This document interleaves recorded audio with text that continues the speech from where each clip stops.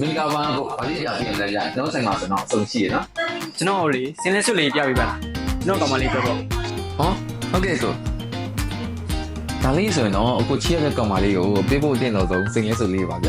ဒါလေးကျွန်တော်တို့ပြင်မရနာဆိုင်မှာကိုချီရတဲ့သူလေးကိုခေါ်ဆောင်လာပြီးတော့စိန်ရဲစုကလေးဝယ်မယ်ဆိုရင်တော့ကျွန်တော်တို့ပြင်မရနာဆိုင်မှာရှိတယ်ဘီလက်စုကိုပဲဝယ်20% discount ရရှိမှာပဲဖြစ်ပါတယ်နော်ဘီလက်စုလေးကတော့မူရင်းဈေး10သိန်း8000ကိုမှ8သိန်း6000လေးတောင်ရမှာဖြစ်ပါတယ်နှစ်တန်းအိုးမြင့်လေးကတော့25သိန်း1000ခုနဲ့တောင်ကိုမှ20 1500ရမှာဖြစ်ပါတယ်4000စိန်လက်စုလေးကတော့34သိန်း1500မှ29သိန်း4000ရမှာဖြစ်ပါတယ်4တန်းပန်းမွေးစိန်လက်စုလေးကတော့44သိန်း8500မှ35သိန်း9000ရမှာပဲဖြစ်ပါတယ် ဟုတ်လားအဲ့ဆိုကျွန်တော်ကောင်မလေးခုံမပြန်လာခဲ့လိုက်တော့မယ်လေ